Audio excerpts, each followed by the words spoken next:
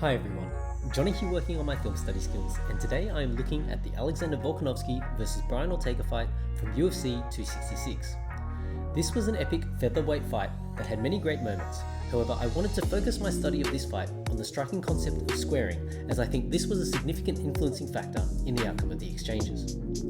Squaring occurs when the aggressor forces the defender's feet into a horizontal alignment, also known as a square stance, and this is generally achieved by either coupling positioning with an angle change towards the open side of the opponent's stance, or alternatively, can be achieved by forcing your opponent against the cage.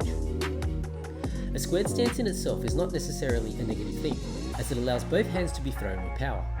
The downside, however, is the reduced ability to move with your feet and the lack of longitudinal stability in the forwards or backwards directions. That said, I went on a bit of a deep dive to provide a few examples of fighters utilising the square stance with success.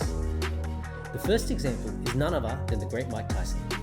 Tyson's aggressive peekaboo style is remembered for its big knockouts. However, I enjoyed reviewing the setups that laid the groundwork for generating those highlight reel KOs. In Mike Tyson vs Larry Holmes, Tyson would pressure forward and enter a square stance to set up the right hook to the body. In this sequence, Tyson utilises a lateral walk to stay square on Holmes to fire again when Holmes was trying to exit the exchange. Tyson utilises aggressive forward pressure to negate the longitudinal instability of the square stance. In addition to this, he opts for round shots as opposed to straight shots, as punching straight in a square stance could actually push the aggressor backwards. To overcome the defensive holes of the square stance, Tyson utilised a combination of slips and weaves to get inside the pocket, where reach is negated and round shots like hooks and uppercuts are favourable. In essence, doubling down on the strengths of the square stance to generate that vicious power that Tyson is remembered for. One of the scenarios where squaring occurs is when a fighter is pushed against the cage, forcing them into a square stance. That said, Anderson Silva used to employ this position as a part of his game. In this example against Stephan Bonnar, Anderson utilised the square stance with his back against the cage, and although I wouldn't recommend this as a favourable situation to put yourself in, Silva's ability to generate positive outcomes from this position added to the awe and the enigma of Anderson Silva in his prime.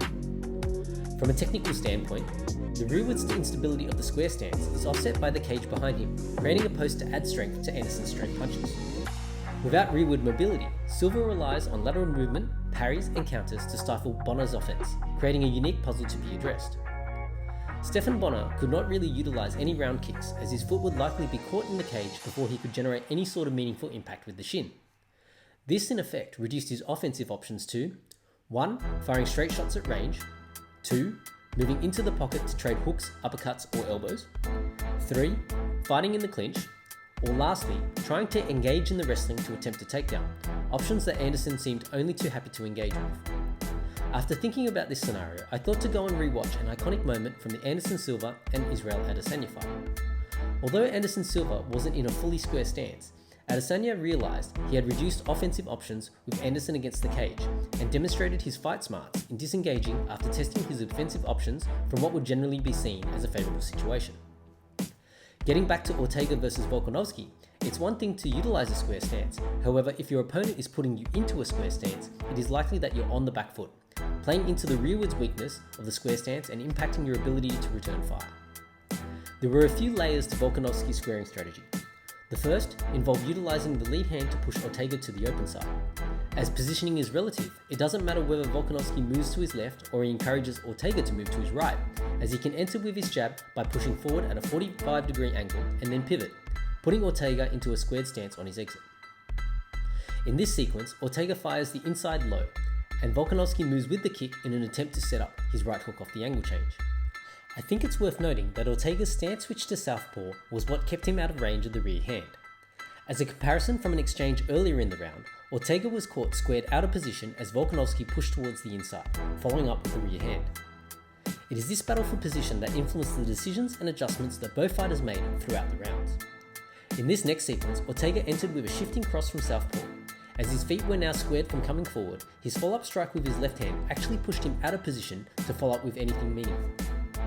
Volkanovski's awareness of this weakness when a fighter switches stances allowed him to capitalise on this.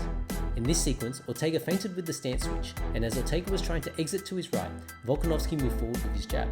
Although both fighters land, the strength of Volkanovski's stance is displayed by the difference in impact of both fighters' punches. This next example shows all the elements we've discussed in the one sequence. Although initially in mirrored stances, Volkanovski uses his lead hand to force Ortega to his right. He then stepped forward into southpaw with his right hook, putting Ortega into a squared stance facing an awkward angle and followed up with a solid left hook. As Ortega looked to reset his feet, Volkanovski pounced, attacking the rearward instability of the square stance and landing a right overhand. As Ortega once again attempted to set his feet, Volkanovski punished the square stance once more with a stiff lead jab. Squaring is not some silver bullet to help you win every exchange. However, it is an important concept to understand distance, angles, and base. In this sequence of clips, you can see Volkanovski employing a variety of techniques, all centric around squaring Ortega's stance to land his shots through the middle. In this film study, we've looked at fighters utilizing the square stance and examples of where a fighter has been getting squared, and both the advantages and disadvantages of each. That said, I thought it would be worthwhile to provide some sequences with potential counters to the squaring concept. One way to negate the effect of squaring is by mirroring the pivot and the angle change in an effort to maintain the 50-50. Alternatively, switching stance to make the exchange orthodox versus southpaw can also be an effective means to counter being squared. That said, even in open stances, with the application of the same concepts, Volkanovski showed an ability to catch Ortega square in these positions as well. Having increased my knowledge of the squared stance from putting this film study together, I'm not surprised that Ortega found his best results when coming forward from being squared. Whether it was throwing the right low round with his head offline to avoid Volkanovski's right hook, or countering with shots of his own coming forward, I think both fighters gained a lot of valuable experience from this fight, and I really enjoyed studying it. Much respect to both fighters for putting on a memorable display, and if you haven't already seen it, please make sure you check it out and let me know what your thoughts were of this film study. I hope you've enjoyed this striking focus film study. Please like, subscribe, or follow to continue to join me as I work on my film study skills. Thanks for watching.